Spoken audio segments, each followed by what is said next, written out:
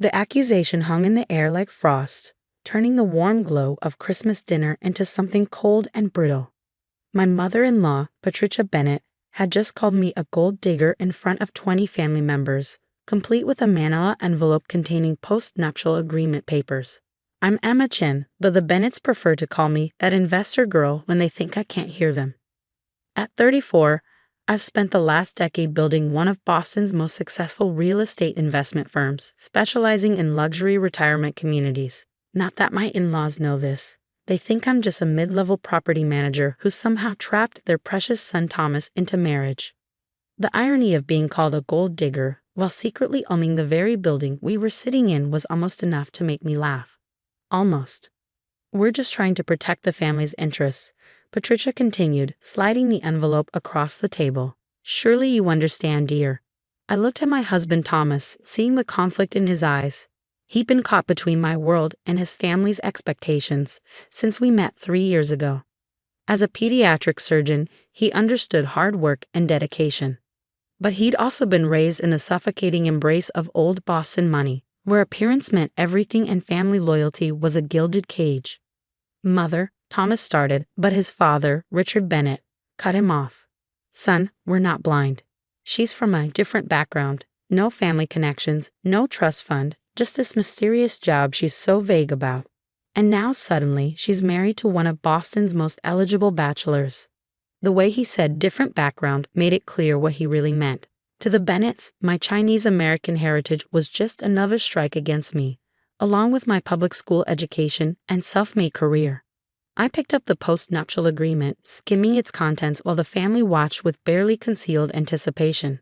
The terms were exactly what I'd expect from people like the Bennetts, designed to ensure I'd walk away with nothing if Thomas and I ever divorced. This is unnecessary, Thomas said firmly. Emma and I have our own arrangement. We did, though not the one his family imagined. When we married, we kept our finances separate by mutual choice. Thomas didn't know the full extent of my wealth any more than his family did. It was better that way, or so I thought. Patricia smiled tightly. Darling, you're too trusting. We've seen her type before. Remember Cousin William's wife? She nearly ruined him in a divorce. Ah yes, Cousin William. Currently living in one of my company's developments, though he didn't know I was his landlord. The Bennetts had a talent for rewriting history. William's wife hadn't ruined him, his gambling addiction had. I'd given him a discounted rate on the condo out of respect for Thomas. Not that anyone at this table knew that. I think, I said carefully, there are some misconceptions here that need to be addressed. The only misconception, Richard interrupted, was thinking you fit into this family. Do you have any idea who the Bennetts are in Boston society? I did actually. I also knew exactly how much of their supposed wealth was smoke and mirrors. My firm had analyzed their family holdings during a potential acquisition last year. The Bennetts were land-rich but cash-poor, living on old money that was rapidly running out. The Christmas tree lights twinkled mockingly as I considered my options. I could sign their post-nup, maintaining the peace and my cover. Or I could finally show them exactly who they were dealing with. A message lit up my phone, an alert from my company's automated system. Someone had just made an offer on Sunset Grove, the luxury retirement community where we were having Christmas dinner. The same property the Bennetts had been trying to buy for the past year, not knowing it was already owned by my holding company. The universe, it seemed, had a sense of timing. Before I sign anything, I said, standing up slowly, I'd like to show you something. I pulled out my laptop, ignoring Patricia's disapproving look. The Bennetts considered technology at the dinner table a breach of etiquette, but I was past caring about their rules. What could possibly be so important? Patricia started, but her words died as I turned the screen toward them. On display was my company's portfolio dashboard, showing ownership details of Sunset Grove, along with 30 other luxury properties across New England. At the top of the screen, in clear corporate letterhead, Golden Crown Investments, CEO, Emma Chen. The silence was deafening. This is some kind of joke, Richard finally managed. You're a property manager. Actually, I replied, pulling up another document. I'm the owner and CEO of the company that manages your entire retirement community, among others. Thomas was staring at me, his expression a mix of surprise and something else. pride? Understanding? We'd have to talk later, but right now I was focused on his parents. In fact, I continued, I believe you've been trying to acquire this property for the Bennett Family Trust. The offer that just came in, I checked my phone again, allowing myself a small smile, is about $20 million below market value. I'll have to decline. Patricia's face had gone from superiority to shock to a kind of desperate anger. You've been lying to us all this time. No, I corrected her. I told you I worked in property management and investments. You chose to assume what that meant. Just like you chose to assume I married Thomas for money without bothering to learn anything about me. Richard was already pulling out his phone, probably to verify my claims. This is impossible. The Chen Group is one of the largest property investment firms in New England. They own half the luxury communities in Boston. The Chen Group, I said quietly, is my company's parent corporation. Founded by my father, now run by me. He taught me everything I know about real estate before he passed away 5 years ago. More silence. Thomas reached for my hand under the table, squeezing it gently. We talked about my career, of course, but I'd never told him the full scope of my business. Now he was learning it along with his family. Why didn't you tell us? He asked softly. Because I wanted to be accepted for who I am, not what I own. I met Patricia's eyes across the table. Some people think that's important. The irony of the situation was clearly dawning on the family. They'd spent 3 years looking down on me, assuming I was after their money, when in reality, the Bennett Trust portfolio, Richard said suddenly, his face pale. Our properties are mostly managed by subsidiary companies of my corporation, yes. I closed my laptop gently, including this building. I've kept the rates well below market value out of respect for Thomas. You're welcome, by the way. Patricia's hands were shaking as she reached for the postnuptial agreement. I stopped her. Keep it, I said. Consider it a Christmas present, a reminder that appearances can be deceiving. The rest of dinner was a study in uncomfortable silence, broken only by the occasional clinking of silverware and muttered requests to pass the salt. The Bennetts were processing not only the revelation of my true position, but also the realization that they'd spent years condescending to someone who essentially controlled their financial future. As we prepared to leave, Thomas pulled me aside in the hallway. Why didn't you tell me the full extent of your business? I looked up at him, seeing not judgment but genuine curiosity. Would it have changed anything? He thought for a moment, then smiled. Only that I would have started bragging about my brilliant wife a lot sooner. But our moment was interrupted by Richard, who had followed us into the hallway. His face was a mask of carefully controlled emotion. We should talk, he said, about the Bennett properties. I checked my watch, noting it was nearly midnight. Yes, we should. But not tonight. My office next week. We can discuss everything then. As we drove home through the snowy Boston streets, Thomas was unusually quiet. Finally, he spoke. You know they're going to be impossible to deal with now. They'll swing from hostility to trying to use your position to their advantage. I smiled, thinking about the documents waiting in my office safe. Actually, I think it's time for some changes in how the Bennett properties are managed, starting with a complete audit. Sometimes the best revenge isn't just proving people wrong. It's showing them exactly how wrong they've been all along. The week between Christmas and New Year's was interesting, to say the least. The Bennett's reaction to my revelation cycled through predictable stages: denial, anger, bargaining, and finally, a desperate attempt to turn the situation to their advantage. First came the calls from family members who hadn't been at Christmas dinner. Cousin William was particularly anxious, proudly worried about his discounted condo arrangement. Aunt Margaret wanted to discuss investment opportunities. Uncle James suddenly remembered that his daughter was very interested in real estate and would love an internship. Then came the gifts. Patricia sent an enormous flower arrangement to my office with a card reading, "To our dear daughter-in-law, with love." Richard had his secretary deliver an expensive bottle of wine and a handwritten note about building bridges. I donated the flowers to a local hospital and gave the wine to my staff. Thomas found it all darkly amusing. They're trying so hard to pretend the last 3 years never happened, he observed one evening. Mother actually asked me if you prefer to host New Year's Eve at one of your lovely properties. But I had other plans for the new year. The audit I'd ordered of the Bennett properties was revealing some interesting patterns.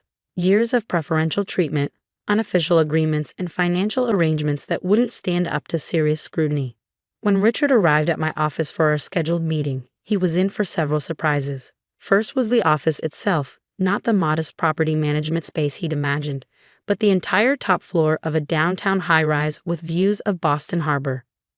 Impressive, he said, trying to maintain his usual air of superiority despite being clearly intimidated.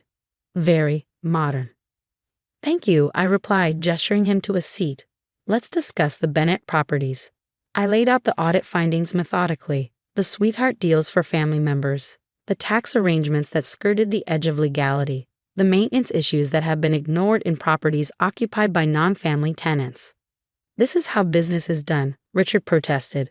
Families take care of their own. No, I corrected him, this is how the Bennetts do business. And it stops now. I presented him with a new management contract. Standard rates for all tenants, regardless of family connection. Required maintenance schedules. Proper accounting practices. This will bankrupt some of the family members, he argued. William can't afford market rate. Margaret's daughter just got divorced. I'm aware, I said. That's why I'm offering a transition period. 6 months to get their affairs in order. Those who need help can apply for official hardship considerations, based on documented need, not family ties. Richard's face reddened. You're enjoying this, aren't you? Getting revenge for how we treated you. This isn't about revenge, I told him honestly.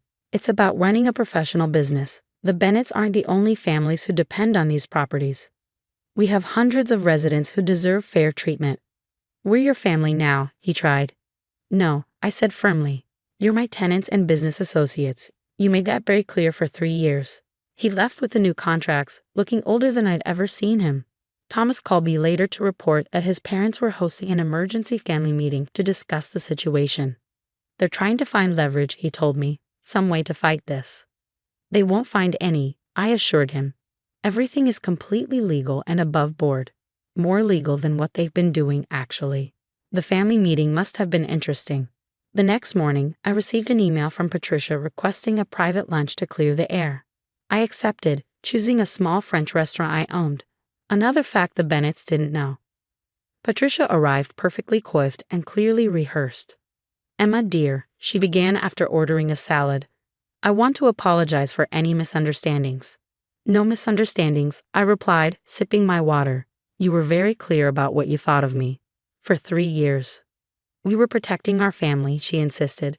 Surely as a businesswoman, you understand the need for caution. Caution is running background checks and credit reports. What you did was prejudice and discrimination. She flinched at the words.